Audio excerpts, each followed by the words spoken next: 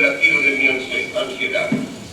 Ya sé que las creaciones del espíritu no se adaptan a las fronteras de la nación y que las obras de arte vuelan como los pájaros por encima de las fronteras. El arte no cabe dentro de los linderos políticos y por lo tanto mi obra pudiera ser universal, pero a condición de que sea una verdadera obra de arte. Que eso no lo podemos decir nosotros, sino los que vengan después y acaten nuestro veredicto. Ahora bien, no hay obra de arte capaz de resistir el juicio del tiempo que no lleve el puño de una nacionalidad, y por extenso que sea su misterio, jamás pierde el aroma de la tierra y del momento en que fue creado.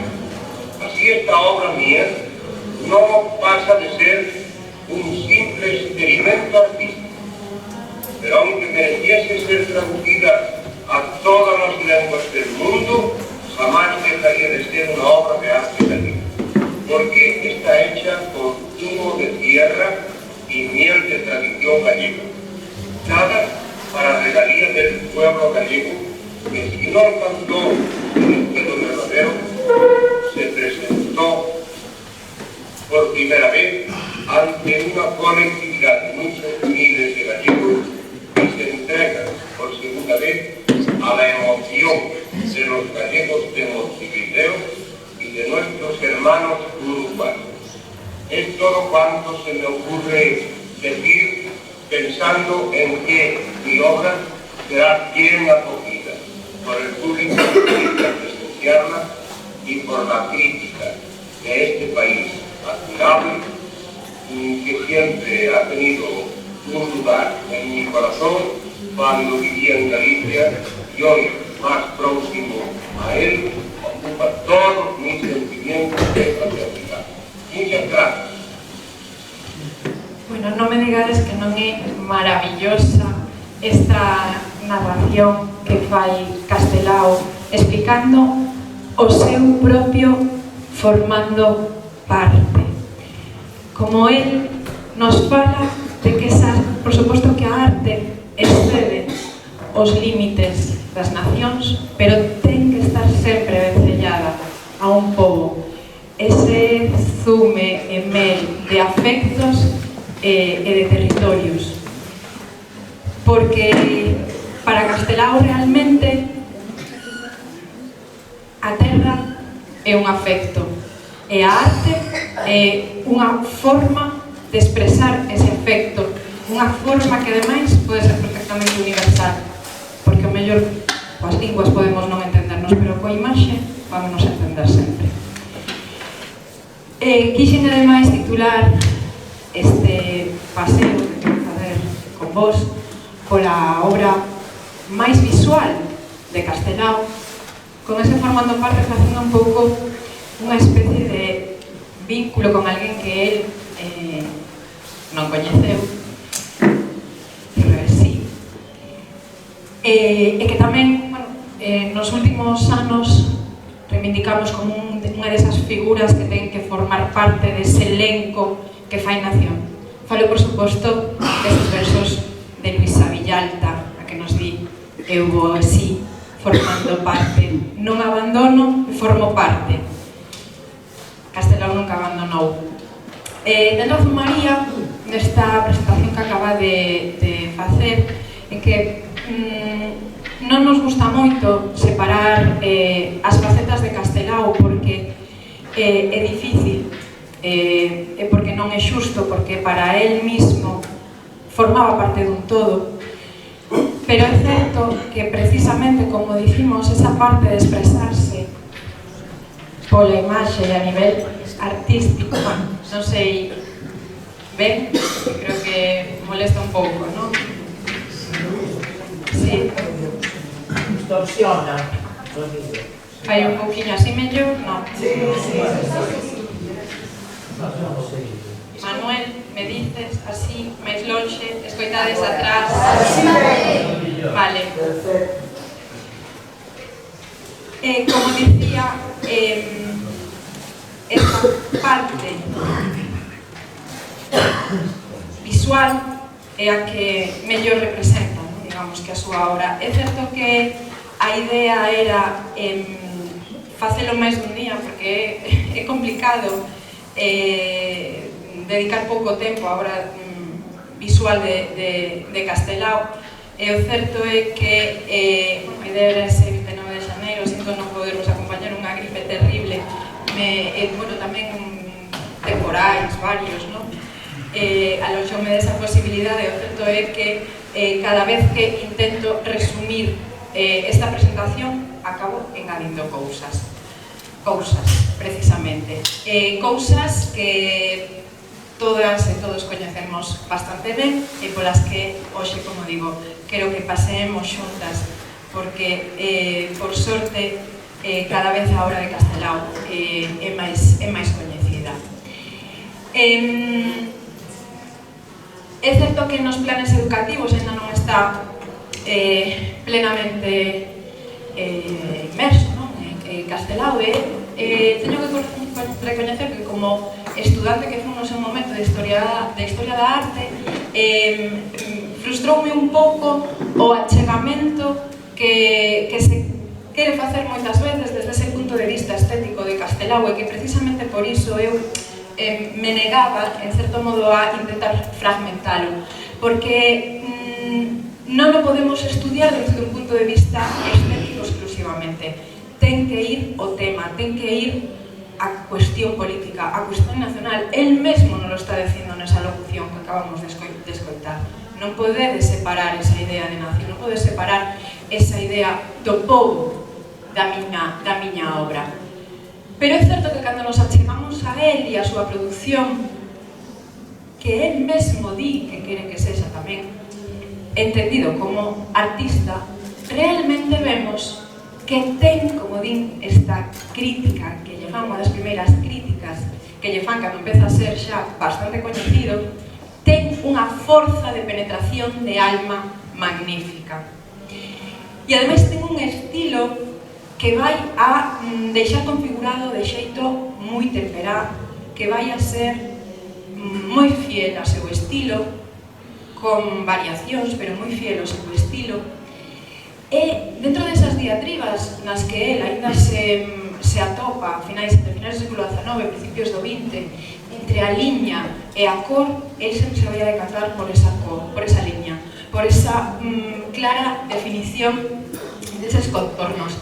É algo que tamén sempre vemos na obra de Castelao, esa presenza da figura humana, e tamén esa autorreflexión sobre a súa figura, como podemos ver nesta obra na que él a sí mismo se está representando como un artista, esa forma tradicional de autorretrato coa súa Virxiña. Non me digades que non é maravillosa esta obra.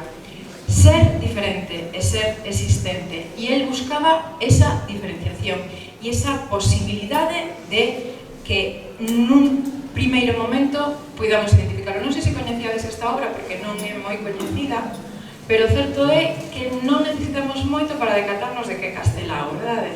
Enseguida o damos recoñecido, aínda que non sexa exactamente o seu estilo máis habitual, como podedes ver, pois está xogando con un aspecto como máis dibuixado, cando precisamente desdibuixado, cando precisamente eu acabo de decir que precisamente o que vai a destacar en Castelao vai a ser o dibuixo. Bueno, apoiando esas palabras que di en Fixadevos, esas palabras que acabades de escoitar as pronuncia en Montevideo nos anos 40, principios dos anos 40, Fixadevos que aquí escribindo en 1922 xa nos está dicindo o mismo: a arte en min non foi ni será máis que un xeito de expresión do meu nacionalismo.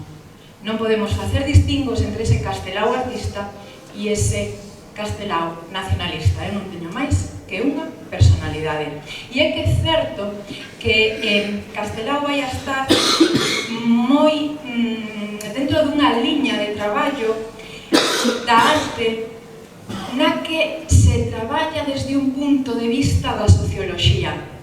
Aquí tedes esta obra que vai a estar editada en español en 1902 e que vai a ser unha unha desas obras que está presente dentro da historia das ideas estéticas e da teoría da arte nas facultades de Filosofía e Letras, ese arte desde o punto de vista sociolóxico, ese crear un arte para algo. Por iso insistimos nesa cuestión que a mí me pasou en Historia da Arte, cando vin Castelao por fin nunha asignatura en Arte Gallego 3, realmente dábamos aí, e cando a mí me quixeron explicar a Castelao e me falaban de modelado, e me falaban de cores, de perspectivas, de construcción do espazo, e eu decía, ben, pero cando ven o tema non chegou nunca. Nunca me falaron, no século XXI, nunha facultade de Xeografía e Historia, licenciatura en Historia da Arte, e non me falan de Castelao en Galicia, non me falan desa temática, desa socioloxía que hai na súa luma e no seu lápiz. Non pode ser. Porque para él todo é un acto político e social sobre todo. Aquí o tedes formando parte desa segunda exposición de arte galego regional que ten lugar aquí, na cidade da Coruña. Precisamente con isto estamos inaugurando o que é o edificio consistorial, o que é o noso concello. Hoxe en día é o primeiro que pasa nese edificio que se está enxindo a principios do século XX, estamos en 1917, e o primeiro que acontece ali é unha exposición de arte regional. A segunda, Castelao xa formara parte da primeira e tivera moito éxito, logo vamos a ver con que obra. E a esta segunda vaise presentar. Aí o tedes, verdade? Enseguido recoñecemos entre todas estas personalidades vencelladas á cidade da Coruña. Fixadevos, esta é unha das obras que se vai a presentar nesa exposición. El buen cura, o catálogo da exposición. Unha temática na que novamente recoñecemos a Castelao tanto pola forma, como polo que nos conta, como polas súas personaxes. Fixadevos que curioso que na terceira, isto en 1917, a terceira exposición de arte regional galego vai a ter lugar en 1923. Pasan poucos anos, sobre todo se temos en conta que a primeira tivera lugar en 1909. Pasan moi poucos anos, pero é que desa década do 17 ao 23 pasou toda a arte contemporánea. De feito, Castelao xa fixera a súa maravillosa viaxe de 1921 percorrendo toda Europa e percorrendo as vanguardas. Castelao a esta exposición non se presenta, non participa e ademais vai a ser algo sonado. Fixadevos, aquí temos esa caricatura de Cebreiro no que nos di uno que faltou a la lista. Foi sonadísimo que Castelao non se presenta a esta terceira exposición de arte regional.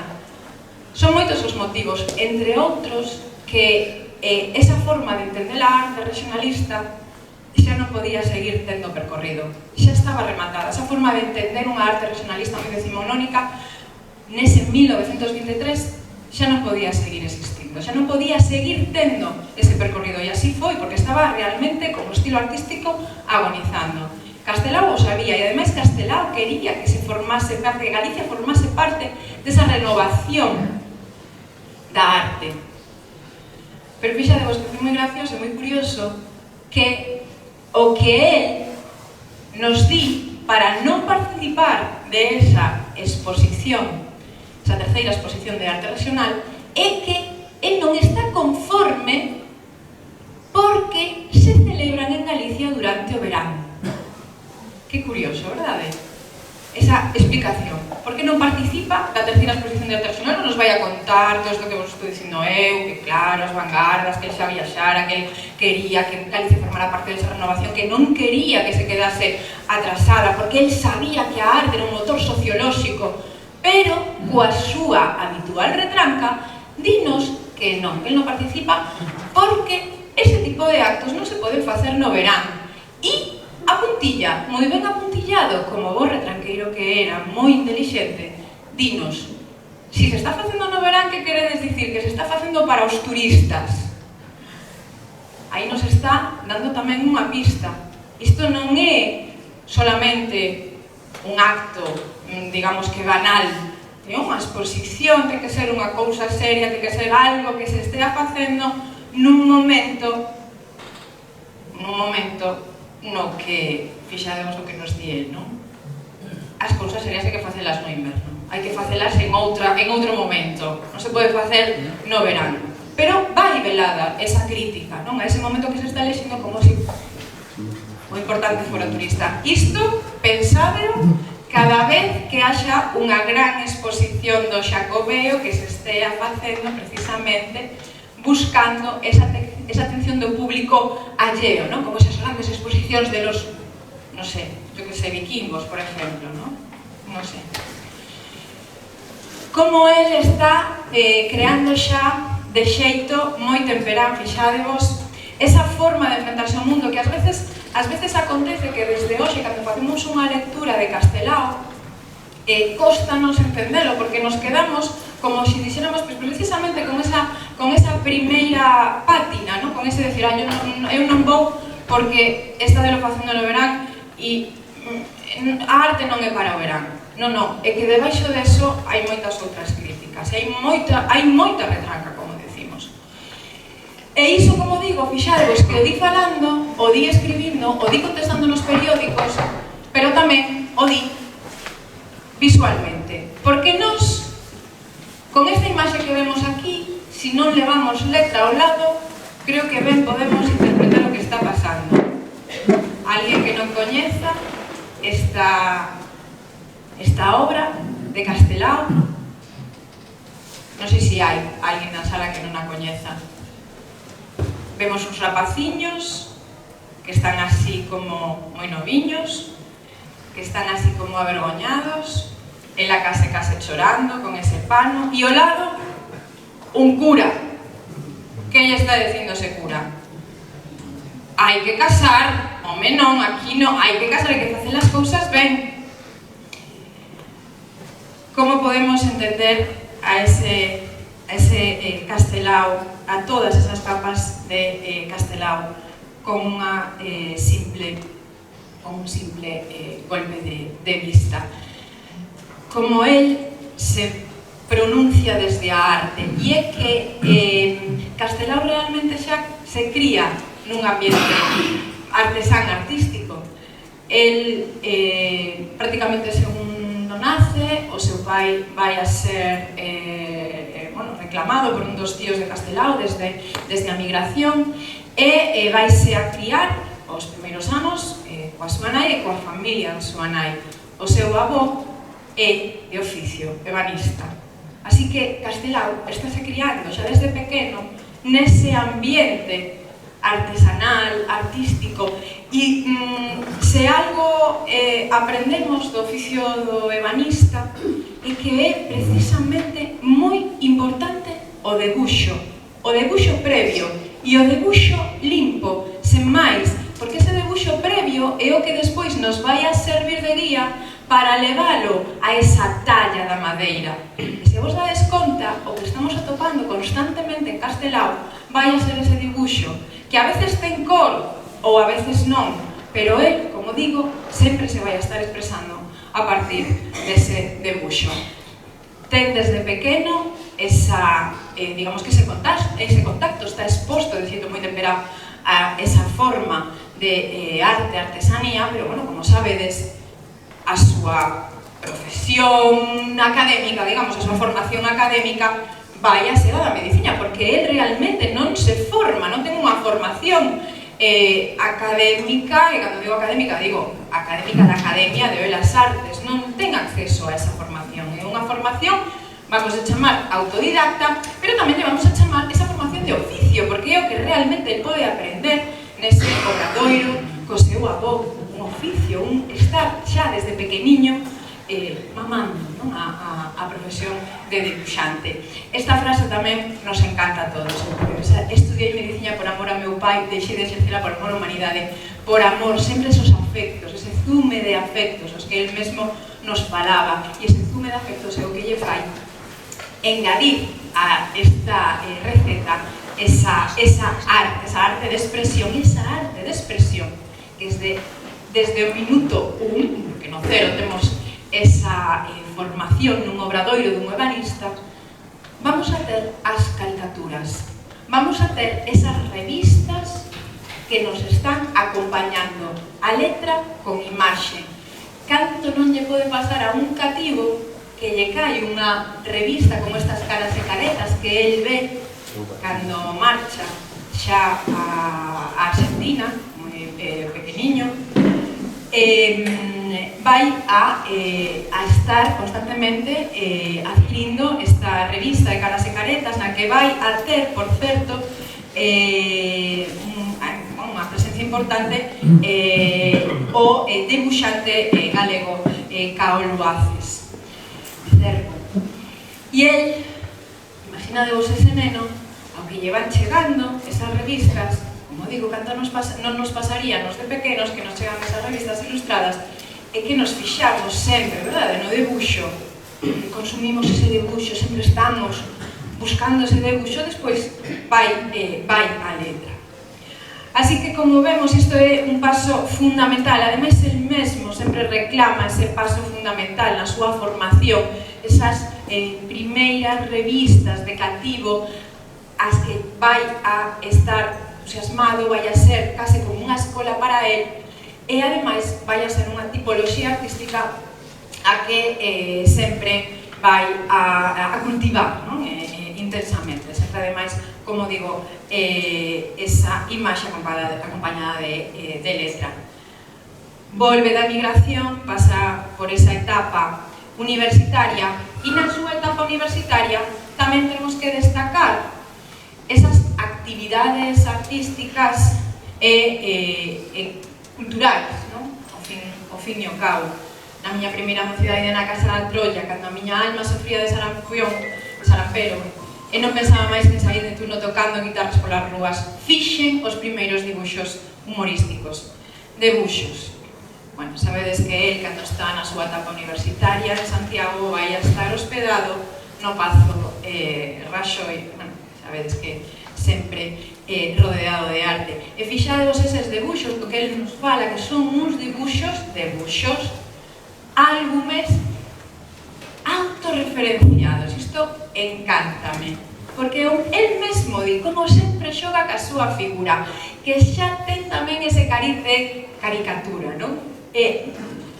Álbum de autocaricatura, como el, digamos que emprega esa, como se o seu primeiro personaxe dese humor, esa retranca que el ten, vai a ser el mesmo, vai a ser a súa propia figura. E vemos nestes álbumes de caricatura que vai a realizar entre 1905 e 1908, unha e outra vez, xogando ca súa figura, e fixadevos como lle vai a gustar representarse a sí mismo como artista, como home das artes, non? Da música e tamén da pintura.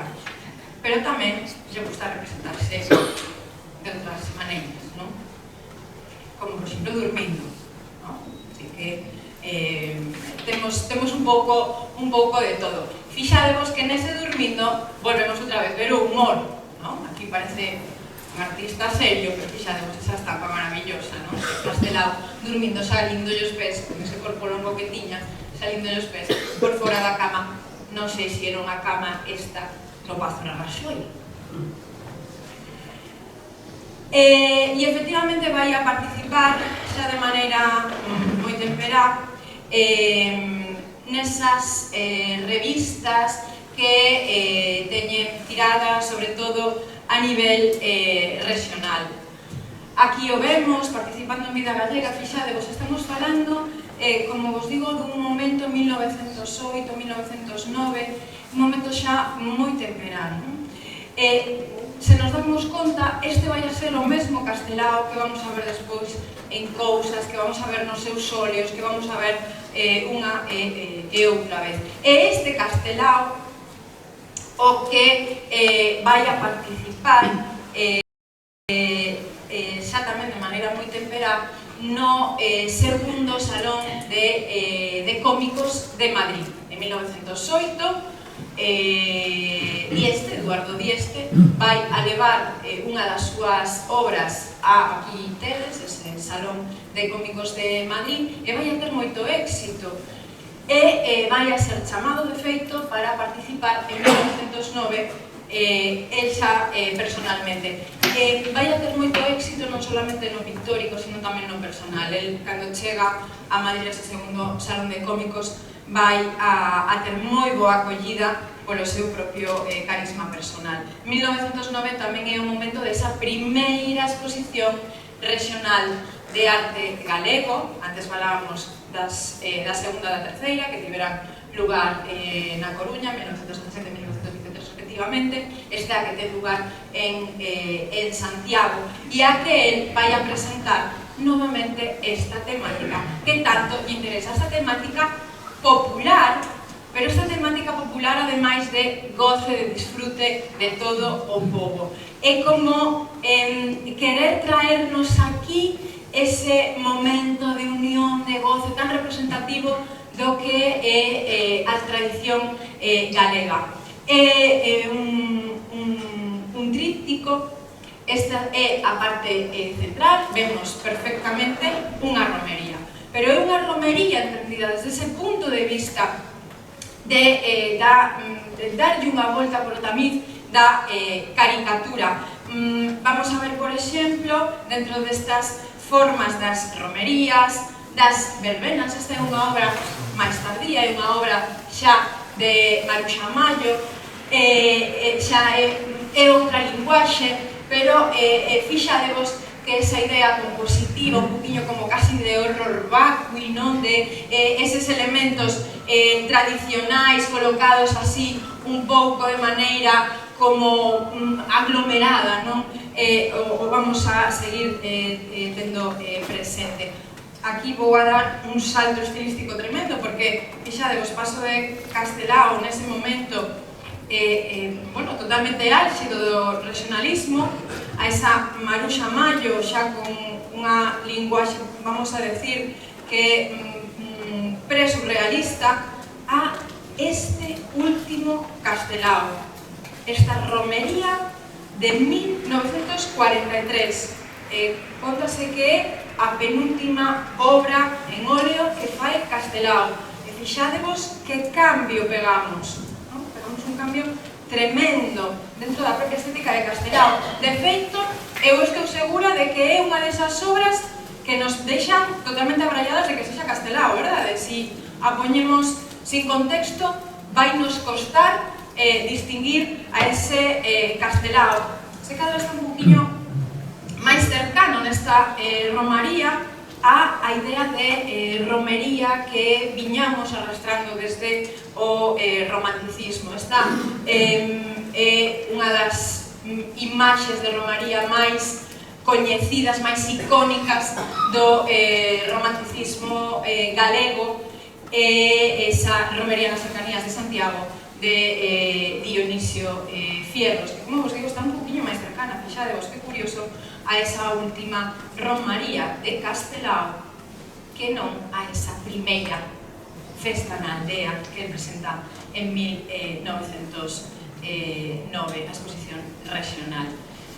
Esa era a parte central do tríptico, e aquí temos as partes laterais. E aquí é onde entendes por que nunha exposición regional isto chama tantísimo a atención, porque precisamente é o que está facendo como esa especie de hibridación, vamos a decir, non? Ese pasar unha temática regionalista por ese tamiz da caricatura. É un poquinho o que estamos vendo aquí. Ademais, fixadevos que é unha forma de entender a composición artística completamente diferente. Aquí estamos nun exterior, aquí estamos nun interior, aquí estamos con un xogo cromático moi plano, con moi poucas tintas, mentres que nese interior vamos a ver máis colorido, vamos a ver máis luz, e tamén a propia forma de entender o espazo, non? Con eses planos tan inclinados que tanto lle gustaba a Castelao, e que nos recorda moito a artistas, as ambigüedades espaciais que tiñamos en artistas como Degas. E isto é moi curioso, porque isto é, en realidade, é previo a que el poda facer un coñecemento extenso da obra de Degas, que vai a poder facelo cando estea en París en 1921, e isto é, como digo, moi anterior, e é moi curioso porque cando el fala da obra de Degas, precisamente resalta esa cuestión de como Degas construe eses espazos con unha perspectiva, vamos a decir, ambigua. E iso é o mesmo que resalta. É unha cuestión ben curiosa. Esa romería, esa xente do pobo, como digo, ese regionalismo pasado polo tamiz da caricatura, como vemos, por exemplo, en esta xente de aldea de Alfredo Pedro Guisado, ao que Castelao vai a facer o rostro dunha muller. Un rostro dunha muller que está representando precisamente esa xente da aldea e que está baseado, por suposto, nese regionalismo, como decíamos. É moi importante nestes primeiros pasos da formación de Castelao a relación cos Dieste, veciños de Rianxo, con Rafael Dieste, por suposto, témolo aquí no centro da imaxe, aquí temos a Manuel Antonio e a Castelao, tamén co irmão maior de Rafael Dieste, con Eduardo, que precisamente este home que o vai despois presentar en Madrid, pero tamén co avó Cándido, o avó, o patriarca dos Dieste, que contásenos como era un home que constantemente falaba desas historias, desas cousas da xente, desas cousas da aldea, desas cousas da vida, que el narraba e que estes, aquí xa mozos, pero antes nenos cativos, debuxaban, Castelao debuxaba esas historias que o avó dos Dieste, o avó Cándido, contaba das xentes da aldea. E para min é ese gromo, ese primer gromo, ese primer achegamento intenso nos afectos e na vida de Castelao, digamos que esa ansia antropolóxica. De feito, así lle van a chamar, o propio Eduardo Dieste vai a facer unha obra que lle chega a chamar ese romanticismo da antropoloxía, como facer ese achegamento, ese estudo do máis popular. E, por suposto, o popular e a caricatura van absolutamente unidos, porque realmente é un tipo de arte que é moi accesible para o público, que ten moita capacidade de chegar ao público. Non todo o mundo ten a posibilidade de ir a un museo, de trasladarse e poder ir a un museo, pero sí que é máis capaz de comprar eses xornais e esas revistas nas que aparecen esas caricaturas. Para min a caricatura é superior á pintura tradicional. A nova arte vestida simplemente unha sotana de crego ten moito máis espírito que a pintura tradicional vestida con atramallos de seda. Estamos falando de principios do século XX e estamos falando de un momento en que esa arte elevada todavía seguía sendo, como digo, moi inaccesible. Aquí temos ese barbero municipal no que el xa participaba desde 1910 coas súas estampas, ese xornal que tiñan en Rianxo, precisamente. 1910, temos tamén este cego de Padrenda, fixadevos, como decimos, de maneira moi temperá, esas temáticas que recoñecemos, eses cegos que aparecen de maneira moi temperá, eses interiores de taberna, con un montón de detalles tono caricaturesco, ás veces mesmo rozando o zoomórfico, que tamén nos lembran un pouquiño a Cézanne. E novamente, cando está en París e está diante da obra de Cézanne, el nos fala precisamente de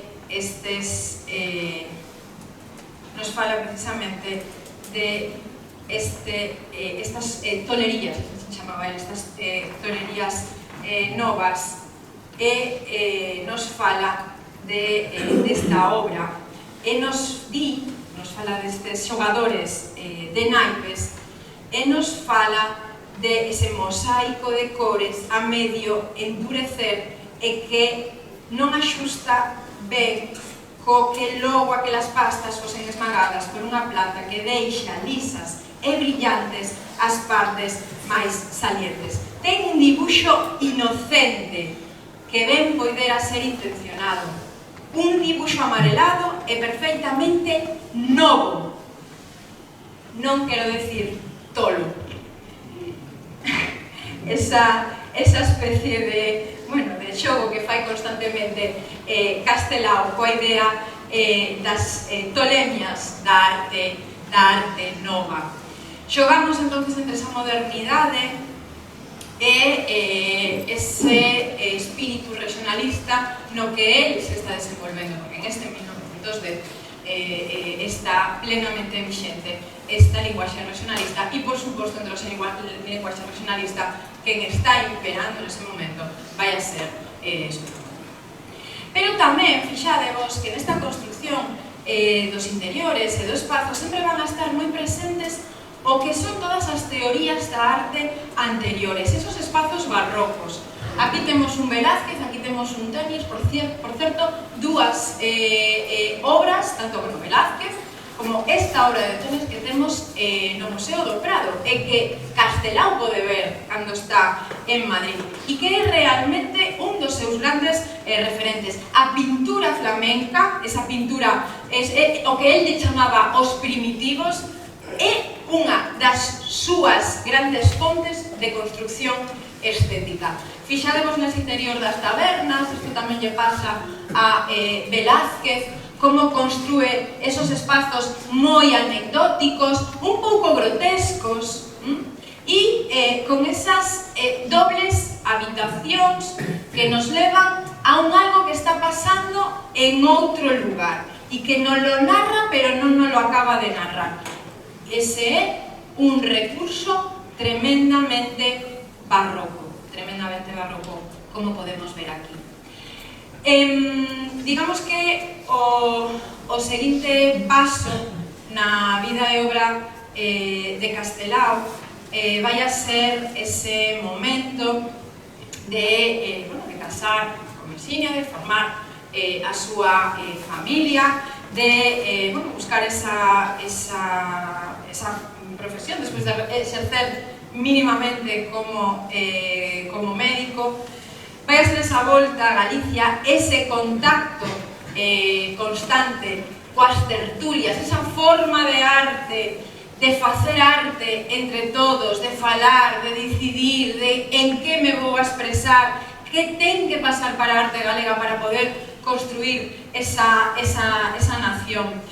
E ese establecemento en Pontevedra, en un momento no que Pontevedra é unha efervescencia cultural e que vai a formar parte prácticamente de toda esa efervescencia cultural, por non dicir toda, de Aires da Terra. El vai a formar parte dese Aires da Terra de Perfecto Feixóo.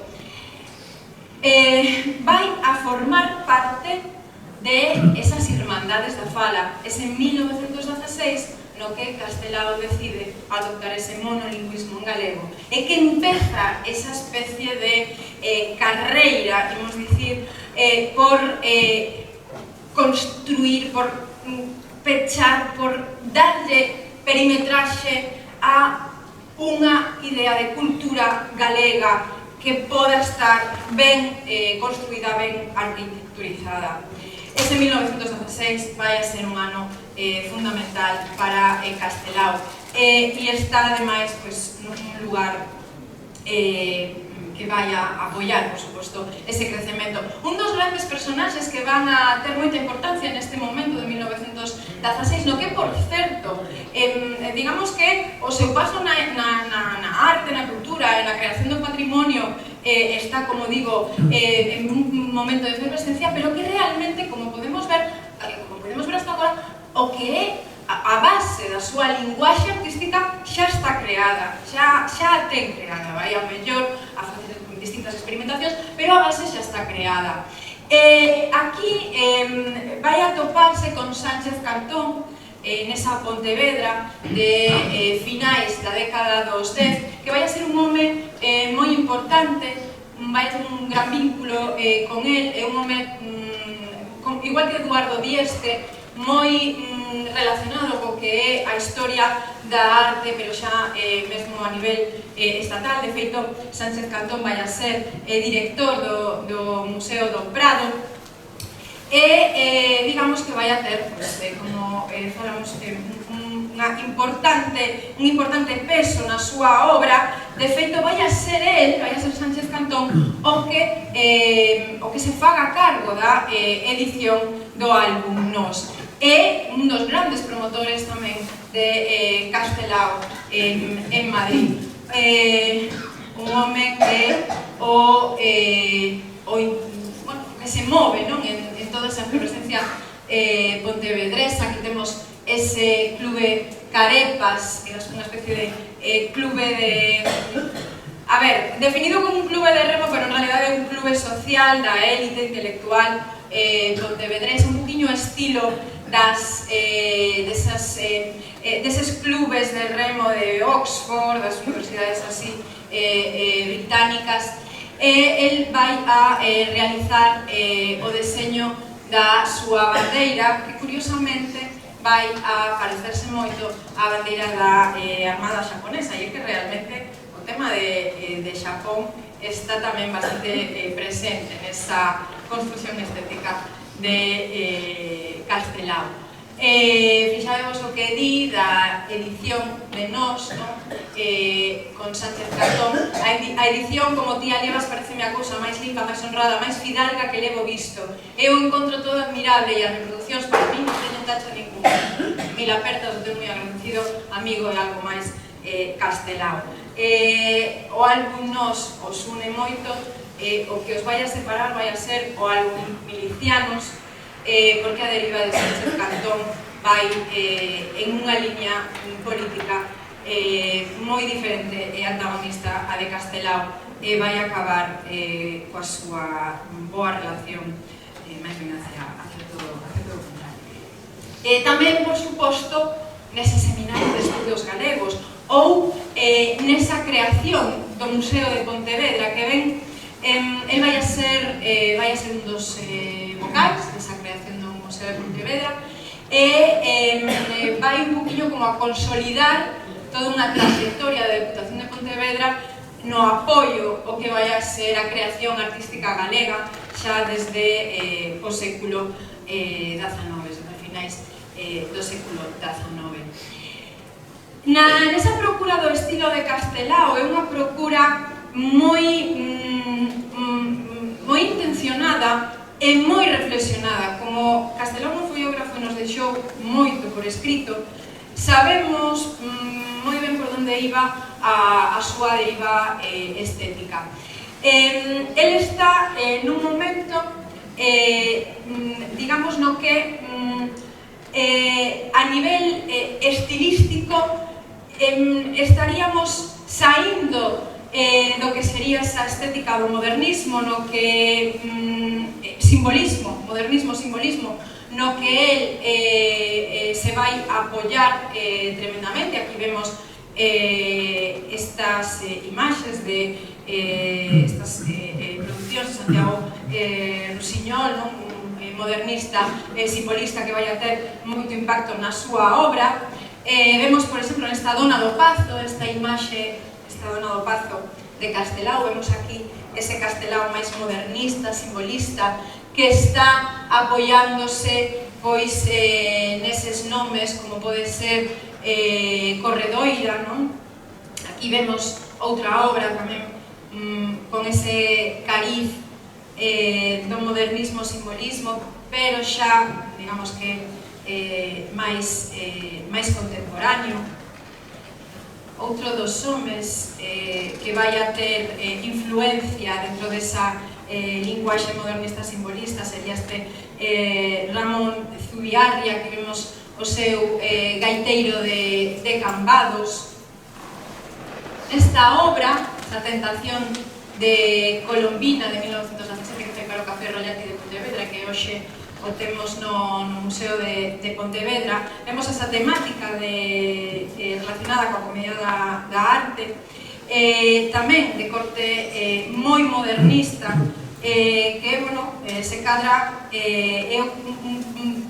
forma parte desa construcción estilística de Castelao, se cadra menos coñecida, pero fixadevos que mesmo cando está tocando ese estilo artístico que digamos que máis puramente esa arte da que nos falaba antes, mesmo aí vai a ter ese toque caricaturesco, humorístico e un pouquiño casi como grotesco, ¿no? Sempre tamén, incluso ás veces, xa vemos aquí neste último Fidalgo de 1913, como está construindo ese rostro, non? E xa vemos, por exemplo, que contrasta moito como construe ese pazo que está en ruínas, e como o rostro é unha esquematización típica, unha estampa típica, unha caricatura, unha forma diferente. E a temática tamén, non? Sempre hai esa lectura entre líneas, esa Galicia dorme, habería que despertar con ese animal, esa cabra que está en primeiro término, que nos está mirando, amenazante. Non sei se distinguides ben, non sei se coñecíades esta obra. Temos nese primeiro termo un cruceiro, unha árbore, eses elementos típicos da paisaxe galega. Temos ese animal, cabra, macho cabrío, que está inquietante, mirándonos dun xeito inquietante, porque, ademais, vemos que nese segundo termo, nese termo intermedio, hai unha figura femenina prácticamente espida, no chan, dormindo plácidamente e case despreocupada diante da parte traseira dunha igrexa. Isto volvemos a ter todas esas lecturas.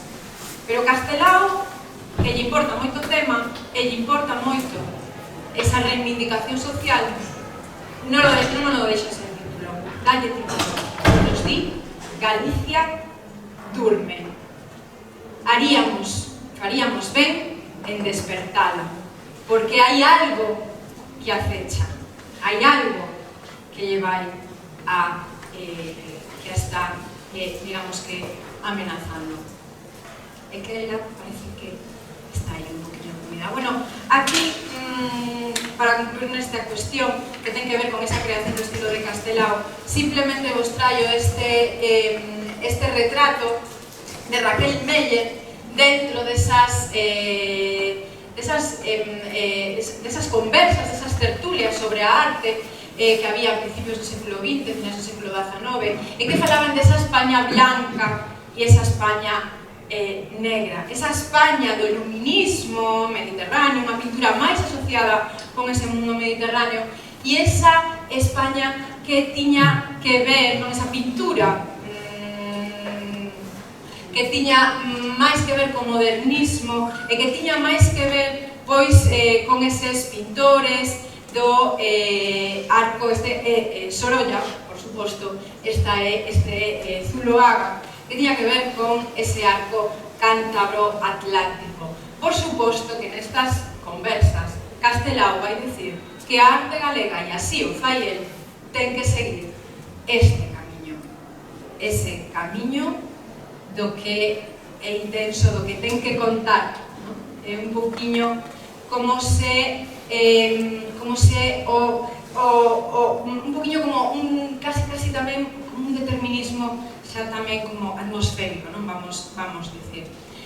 No que se refiro ao debuxo da figura humana, xa vimos como Castelao vai a desenvolver moito esas primeiras aproximacións co seu propio corpo. Vai a ter ese punto de vista caricaturesco, vai a ter ese punto de vista casi grotesco, pero tamén vai a ter un punto de vista cando compre, cando fai falta, moi delicado, moi pausado, fixándose en obras como, por exemplo, autores como, e autoras como, por exemplo, Isid Nonell.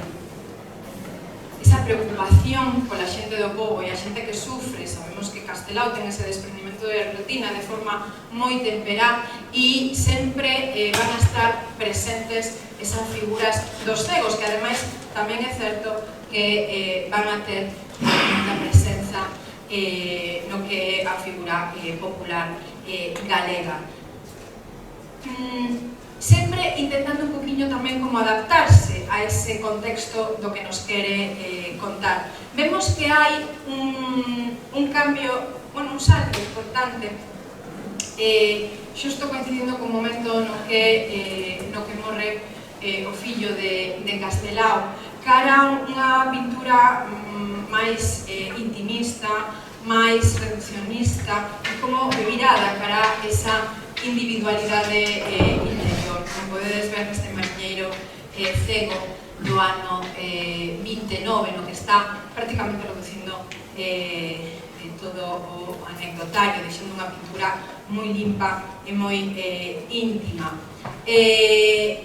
Unha forma de entender a arte que despois vai a ter moito impacto precisamente nesa xeneración dos novos, esa xeneración dos artistas chamados a anovar a arte galega. Isto para mí tamén é un acto de filantropía, porque Castelao vai buscando constantemente a renovación da arte galega, pero non é el a que a quere protagonizar, quere que sexa a seguinte xeneración, e yo deixa todo en bandexa para que sexan eles, está teorizando, falando, construindo constantemente, e efectivamente van a ser eles, van a ser un Luis Seoane, vai a ser un Colmeiro, vai a ser un Maside, os que fagan esa renovación da arte galega. A figura humana e tamén a paisaxe, como vos dicía antes, para Castelao a cuestión do telúrico forma tamén parte da súa idiosincrasia artística, baseado en teorías como as de Taine, esa filosofía da arte que é un poquinho determinista, que nos está dicindo que o territorio construe carácter, e se construe carácter, construe cultura, e se construe cultura, construe arte. E a paisaxe vai a estar sempre presente na súa obra, sempre esa paisaxe moi recoñecible como galega, e a veces que é tan como que toca a alma, verdade? Como que chega a impactarnos, non? Con este neno maravilloso abrazo desa árbore, le veía hai pouco esta estampa para, esta imaxe para traballar por nenos de primaria. Bueno, foi maravilloso todas as interpretacións que daban dese neno que quérote moito, non quero que morras, estou aquí dormindo moi acougado contigo. Aquí tedes ese xogo cos autores coetáneos, con ese Llorens. Fixaremos aquí esa forma de entender esa paisaxe, esta tamén posterior á morte do seu fillo, casi como unha paisaxe melancólica, este vento mareiro, no que vemos aquí, fixadevos, limpeza total.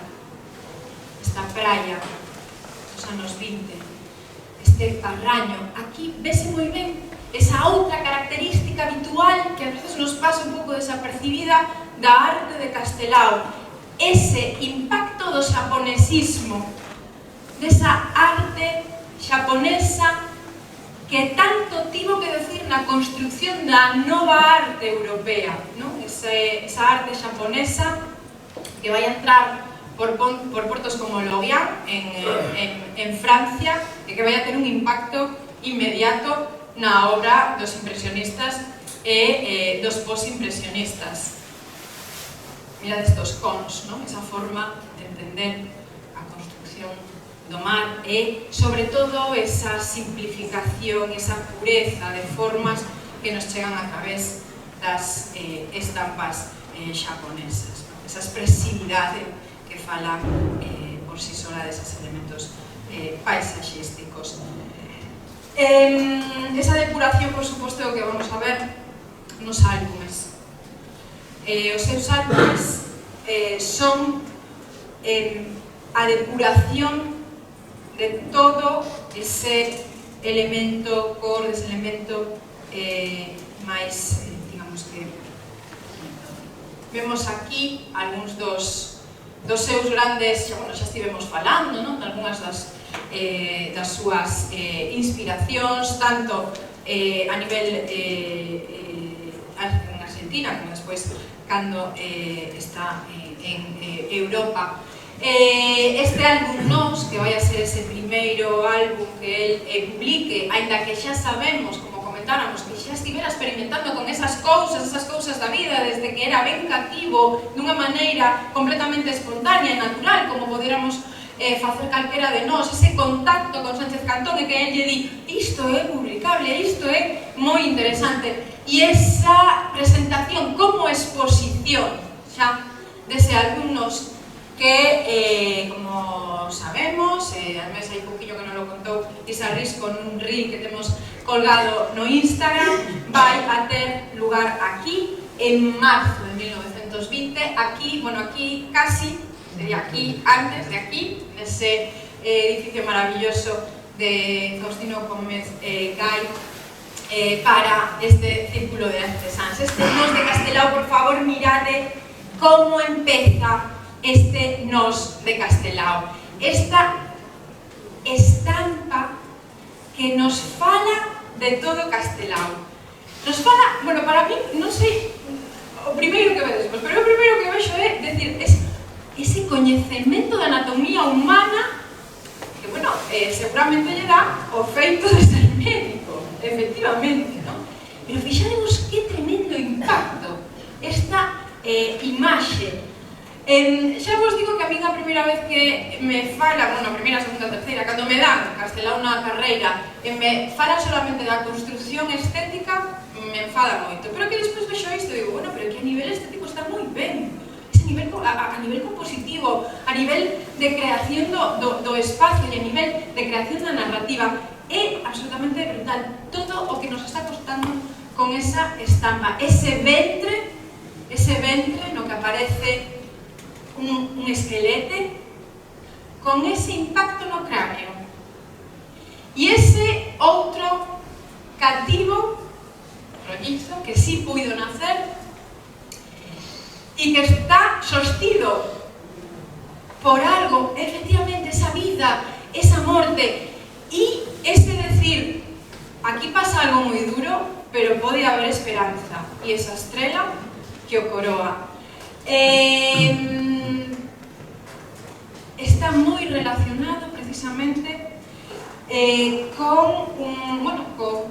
con un feito histórico que tivo lugar aquí na Galiza, con eses mártires de Nebra, Oseira ou Sofán, esas mulleres labregas que se enfrentaron ás forzas gubernamentais durante as protestas de carácter agrarista. E precisamente aquí estamos esta imaxe, eu tireina de Nos Diario, estamos en 1916, despois dunha desas protestas agraristas no enterro de Rosa Maneiro. E Castelao, nese álbum Nos, está falándonos desas mulleres que foron, que les foi arrebatada a vida por esas forzas gubernamentais e que estaban precisamente facendo ese exercicio de protesta. fixadevos como nos fala, como vos digo, dese contraste entre esa morte injusta, terrible, que afecta ao máis esperanzador da vida humana, pero que, malia todo, hai esa esperanza. Por certo, é a mesma forma de empezar que ten Goya nas súas estampas, con esa oración na horta, que se vos fixades é moi similar, sobre todo a nivel compositivo. Ese álbum Nós, que vai a ter moito percorrido anterior, vai a ter moita denuncia social, xa de vos a nivel compositivo, vai a ser vai a ter ese basearse no académico, esa forma de construir academicista, pero digamos que sempre con esa pequena referencia humorística, ¿no? Este enterro y hay ese poco que está un poco como cotilla incluso, ¿no? O sea, cara, a ver qué está ahí pasando y ese neno que está preguntándose qué está aconteciendo ahí. Bueno, vamos a ter dentro desa forma, como digo, entre dramática e cómica, fixadevos aquí, neste fracaso da emigración, unha estampa tremenda, non? Que o primeiro que fai vai a ser sobrecollernos novamente con esa forma de construir o espazo que precisamente está impactando moito no espectador, pero fixadevos que sempre ten aquel detalle, non? Hai, por exemplo, ese detalle da tira de araña que temos nesa parte superior. E como digo, fixadevos esta forma de entender a figura humana como contrasta con unha conversación de nenos. Esa figura anterior que nos sobrecolle, que ese fracasado da emigración, que é un auténtico drama, contrasta completamente, casi podríamos decir como un pouco expresionista, non? Esa forma de construir a figura humana. E aquí, sin embargo, nesa conversación inocente, non? Nesas cousas de nenos, vemos como fai un dibuixo moito máis redondo. Vos decatades?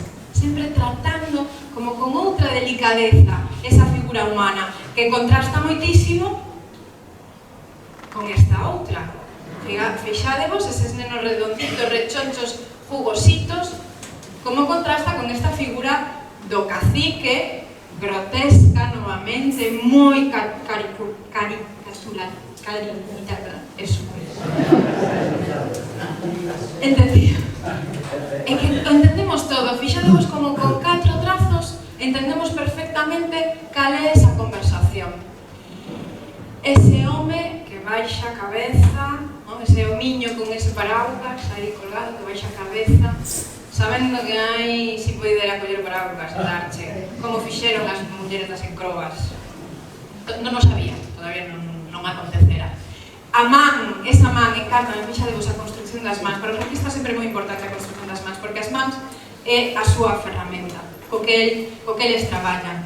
Estas mans redonditas, que están aí, me callo, porque senón... E esa man casi amenazante. E fixadevos como está facendo como unha especie de xogo entre esa man que é así como moi puntiaguda e a imaxe do cuadro, que por suposto nos recorda al Conde de Orgaz, con todo o que eso significa, porque temos esas lecturas e sobrelecturas da obra de Castelao, esa forma tan estirada que tiña ese greco de pintar, pero que ademais tamén nos está falando dese tipo de arte que estaba como si dixéramos nese momento, agora xa non, pero nese momento estaba como reservado para las altas esferas, para las fortunas, para esas fortunas que aplastaban a un pobo que os deixaba prácticamente sen forma de defenderse. Estes álbumes, por suposto, os 50 homes por 10 reais, as cousas, non? Esas cousas da vida, esas cousas de Castelao, no que fixadevos, aquí estamos diante, o álbum nos ten moito de denuncia social e por iso vamos a ter unhas formas como, digamos, máis expresionistas. O expresionismo era unha desas artes nas que Castelao se sentía como dentro desas novas artes, esas artes novas e tolas. En Cousas da Vida, que é así como un poquinho máis amable, ten un tono un pouco máis amable, Cousas da Vida, vai a ter unha forma de traballar moito máis sensual, por decirlo de alguna forma, non? Moito máis redonda, máis amable tamén, non?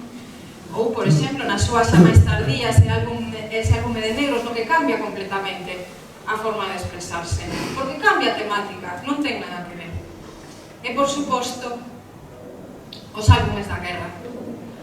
Os álbumes da guerra, na que aquí os seus grandes referentes van a ser ese Luis Remakers, que vai a ter moitísima presenza denunciando todo o que estaba pasando durante a Primeira Guerra Mundial. Como volvemos a decir, como decimos, é esa forma de dibuixo rápido que ademais non é claro, porque o podemos facer de maneira rápida, se pode reproducir tamén de maneira rápida, chega moita xente, que é o que nos interesa que estea colgado nun museo.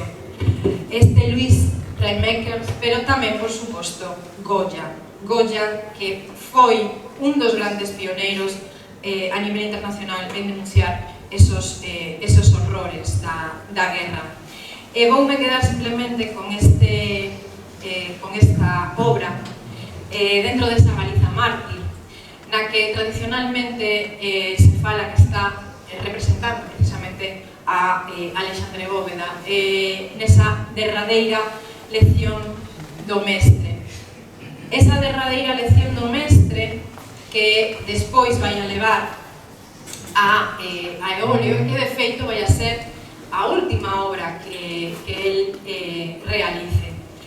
É moi curioso porque aquí, se vos decatades, vemos perfectamente ese Castelao que nos quere contar moito, que quere remover o noso espírito, como seguramente estaba removido o seu propio espírito. Vemos ese tipo de árbores que veíamos antes, non? Que veíamos antes cando falábamos con desa simplificación do anecdótico, dese expresionismo. Vemos esa construcción na que tamén falamos, como levanta, como fai con esa ambigüedade do espazo, fai unha elevación moi pronunciada dese chan, precisamente para darlle énfasis a iso que está acontecendo no primeiro termo, que é un auténtico drama para toda a nación. Esas figuras que nos transmiten toda esa dor. É unha cuestión curiosa, porque hoxe en día, nesta páxina que é oficial da Xunta de Galicia, fálanos de que nos está recordando a las típicas deposiciones de Cristo. Y ante el cuerpo de Cristo, el tema del encuadramiento de la lamentación ante el cuerpo de Cristo. Bueno, como podedes ver, non se fai así ninguna referencia. Isto, eu penso, si o escribiu a mesma persoa que escribiu o meu plan de estudios en Historia da Arte, porque es como que hace una limpieza. Si vamos a pasarle así una lejía fuerte a la obra de Castelao, y aquí lo vamos a... Y no solo eso, sino que encima vamos a enfatizar que estamos hablando de una lamentación de Cristo. ¿Qué dices tú? Sí. Claro. Exacto, Jesús. O curioso é que, bueno, será que isto realmente ten un impacto. Hai que ter moito cuidado co que se publica, porque ten un impacto. Isto está nunha páxina oficial e entonces chega a páxinas como pode ser esta de Historia da Arte, que é unha páxina moi importante de divulgación de Historia da Arte a nivel internacional. E aquí nos volvemos a topar que, bueno, aquí xa nos fala, xa se ve que fai un traballo un poquinho máis de investigación do que fai esta páxina oficial da Xunta, pero nos volve a falar desa asociación iconográfica religiosa coa figura de Cristo, non? Como, bueno, pues isto que nos cuentan, a ver si va a ser verdad. Isto hai que ter un buque de atrevimento, non? Para rexeitar o que está dicindo unha páxina oficial, bueno, nada máis e nada menos que da Xunta de Galicia. E hai que ter tamén un poquinho de ollo, e saber distinguir o que é unha iconografía. Aquí vos fago unha búsqueda, isto é unha captura de pantalla dunha búsqueda simplemente ponendo iconografía, Cristo, deposición, lamentación sobre Cristo muerto. Podedes poñer o que queirades e podemos ver como non ten nada que ver a nivel iconográfico. Non ten nada que ver. Se nos decatamos, ese Cristo morto sempre aparece, pois lánguido, evidentemente, porque é un señor que murió. Entón, pois claro, non ten vida e está lánguido. Pero fixadevos que sempre o vamos a ver cara arriba, ¿no? Mostrando esas llagas, mostrando ese corpo e sobre todo a cuestión da posición dos brazos. Obviamente, eu iríame máis a unha iconografía que pode estar máis relacionada novamente con Goya.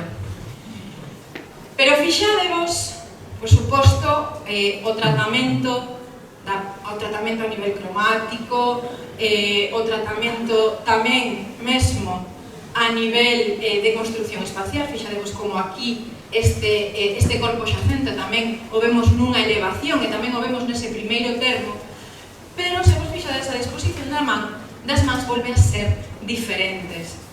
Volve a estar este corpo que vamos a seguir esa idea de que está representando Alexandre Bóveda, ten as mans atadas, unhas mans cos que non puido facer nada.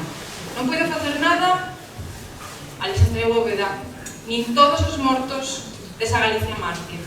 Pero peor de todo que Castelao tampouco poido facer máis que transmitirnos precisamente esas estampas de dor.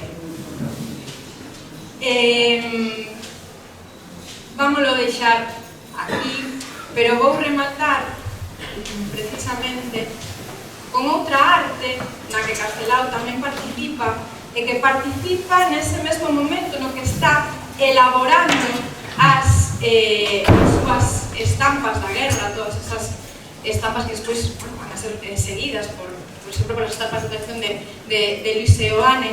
Nese momento en que ese estar coas mans quietas ao Castelao non lle vale, vai a querer estar falando, denunciando o que está pasando, pero tamén falando da súa Galicia.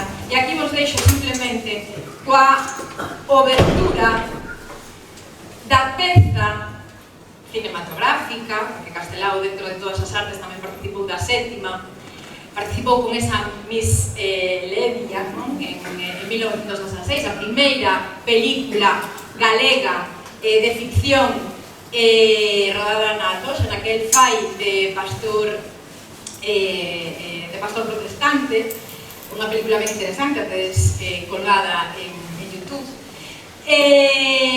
Pero tamén vai a participar nesta Galiza de Carlos Velo de 1937, que está tendo lugar nesa exposición universal de París dese mesmo ano, a beiriña de obras como, por exemplo, o Guernica, falando desa Galiza, neste caso, esta representación da nosa terra, desa Galiza republicana maravillosa de Carlos Velo, da que Castelao vai a facer os seus debuxos introductorios.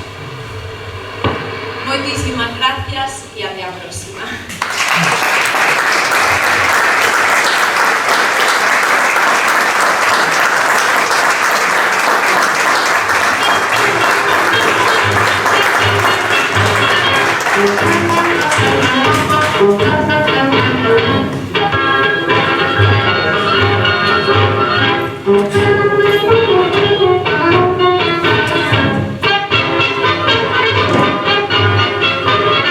Thank you.